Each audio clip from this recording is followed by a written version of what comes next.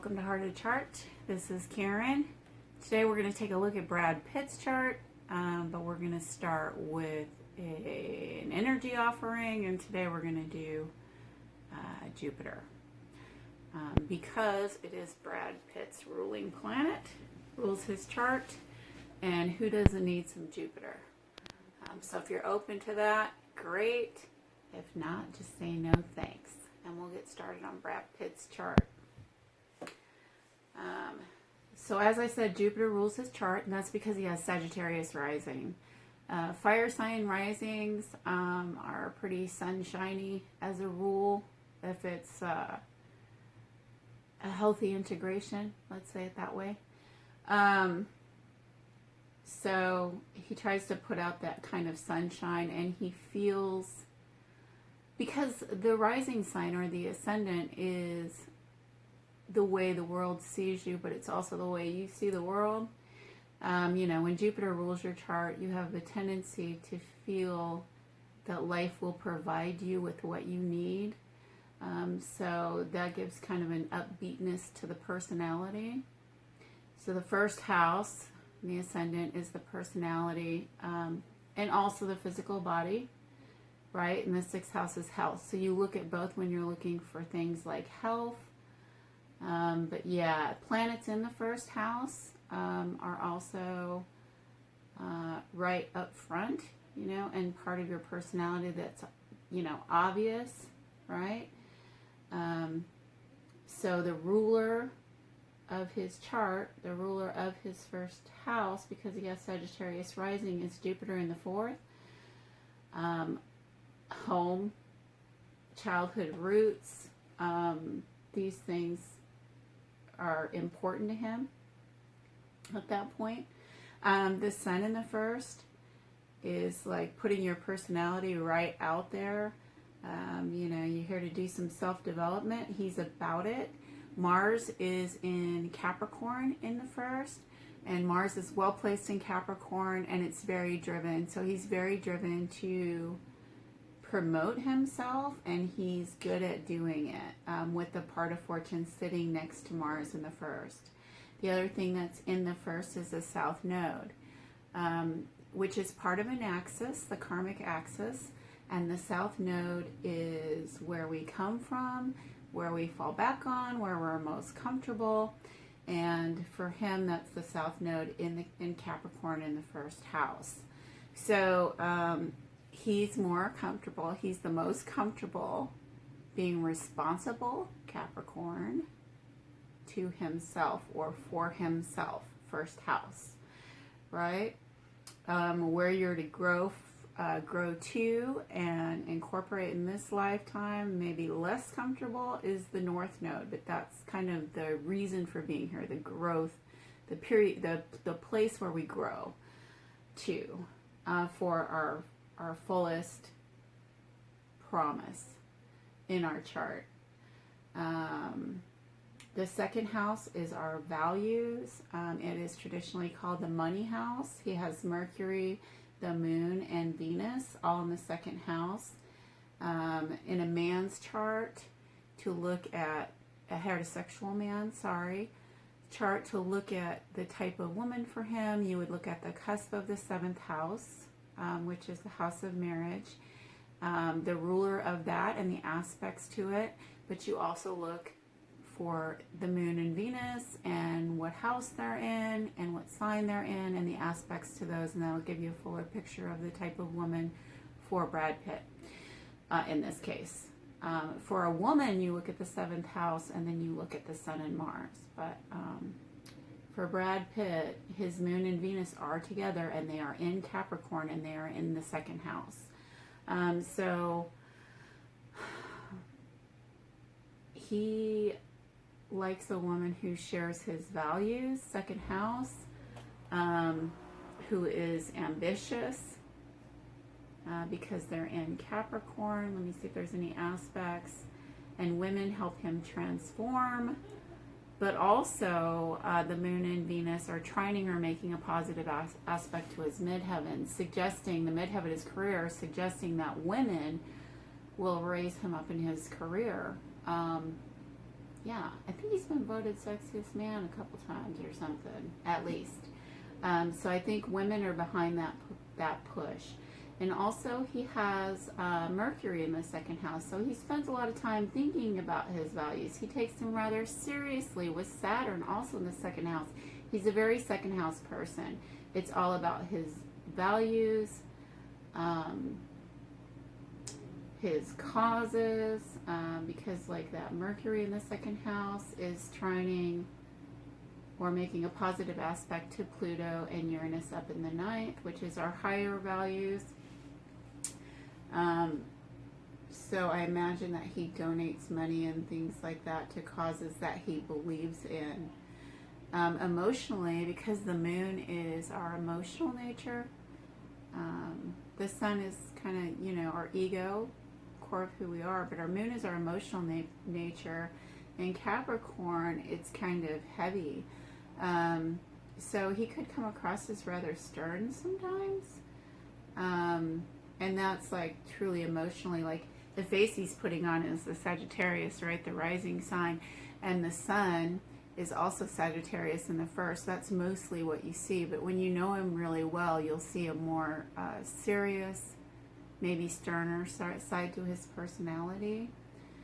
And with Saturn in the second, he probably has a pretty good grasp of where his money is going and where it's coming from. You know, Saturn likes to structure and organize things. So this is a very ambitious person with all that seventh house or second house Capricorn stuff going on. The third house is communication, broadly, but also short distance travel as opposed to long distance travel or foreign countries and stuff. That would be the ninth. It's neighbors, it's elementary school, it's different. That's all I can think of off the top of my head. Aunts and uncles, I believe. But anyway, he has Aquarius on the cusp of the third, so humanitarian communication, believing in the rights of others, those kind of things. Chiron is there. That's where we're wounded, so there's some wound around communication. Neptune, where's Neptune? Up in the 11th house. You know, he could have been made fun of as a kid for the way he spoke, potentially, or something like that. Or have some wound around a sibling. Oh, the third house is siblings. That's what I was trying to find earlier in my brain and couldn't find it. The fourth house is home, is our roots. The ruler of his chart is there. It's Jupiter in Aries, which is ruled by Mars and Capricorn in the first. This suggests, you know, beneficial genetic roots, benefits around the home. Jupiter in the fourth or associated with the fourth usually likes a larger home, sunshine coming in the windows, those kind of things. Pisces on the cusp of it suggests perhaps some spirituality in the home. So I don't know if maybe his parents were religious, but the combination of Jupiter in the fourth and Pisces on the cusp of the fourth suggests that may be the case. The fifth house is what we create, children, but like our creative output, right? And the sign on the cusp of it is Aries. The ruler is Mars in the first, in Capricorn, which is very driven. So this suggests quite a bit of creative output or quite a few children. And I think he has both going on there. And the importance of that for him, those areas for him, because it's in the first. And anything in the first is important to us. The ruler of the sixth house, which is its service, health, day-to-day work as opposed to the career, which is the 10th. The ruler is Venus because Taurus is on the cusp of it. and Venus is in the second house of values. So is one way to say that. So his work, his output, his service must match his values. He's very value driven. Another way to say that under the derivative house system would be like, okay, the sixth house is work. The ruler of it's in the second house of money, money from work, right? Yeah. So the aspects to Venus, even the ruler of that house, suggests that he would make good money doing what he's doing. Venus is a lesser benefic. Jupiter is the greater benefic. And either one of those tied to the second house is a little protective. The seventh house is the house of marriage, partnership. Is Gemini on the cusp. And all of the mutable signs, but particularly Gemini, suggests more than one in whatever area, right? So more than one, in his case, wife or partner, or, you know, two phases of a partnership or something like that. It's a multiplying effect.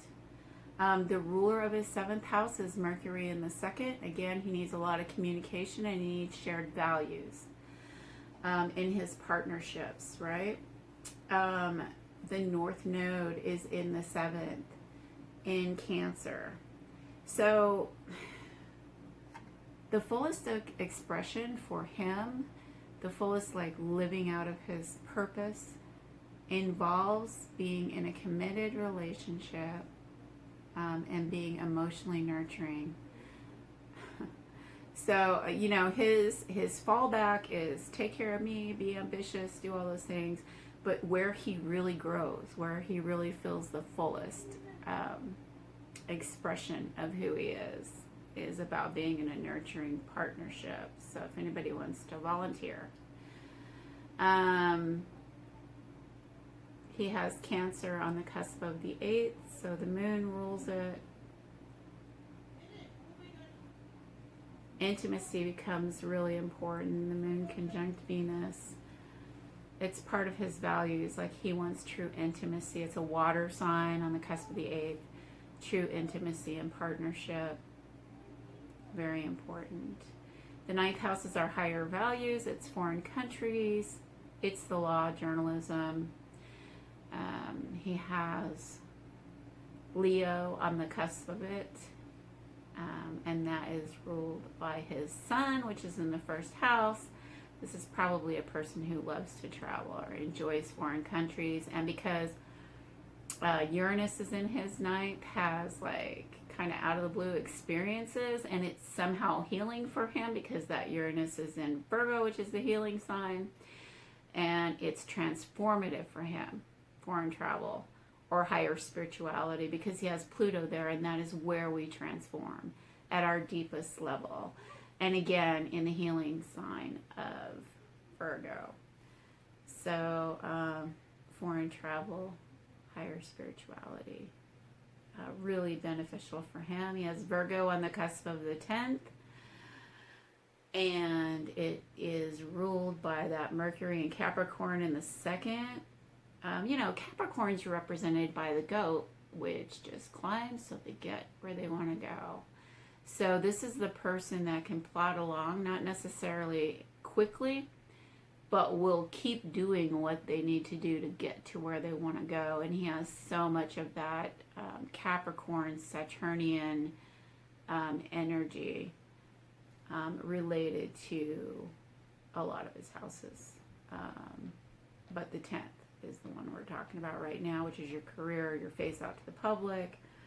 You know, but even his 11th, which is the wider public, friends, future goals, has Libra on the cusp of it, which is ruled by Venus again in the second, again in Capricorn.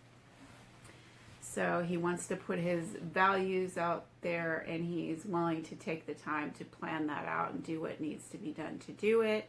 He has Neptune in the 11th, which gives him some glamour,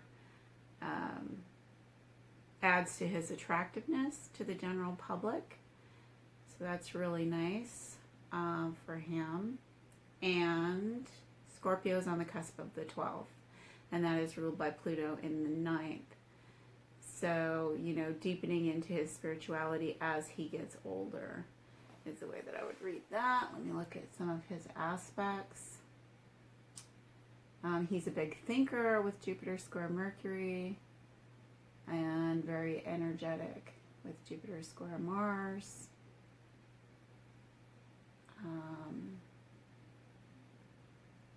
Uranus trine Mercury is the bright ideas coming in. Uranus also trines Mars, so kind of lucky things happening out of the blue.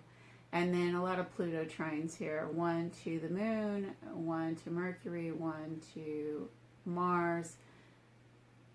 You know, Mars is force, Pluto is power. So when he sets his mind to something, he can make it happen. And he has the ability to transform himself. Oh, that could be handy as an actor, right?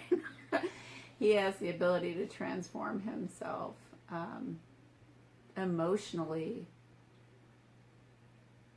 Very helpful for an actor.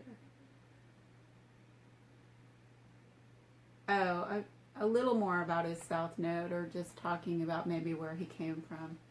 When I see the south node conjunct Mars like that, and the part of fortune, and Capricorn in the first, the suggestion there is he was a warrior at some point, and like the picture that I'm seeing in my head is like a gladiator.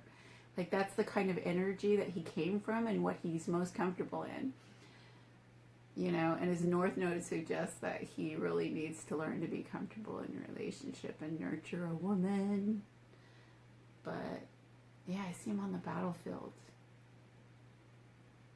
Anyway, he's and I haven't really been talking about transits in some of these personality profiles, but it's like so obvious for him. He's had Pluto riding over his moon and his Venus and Saturn.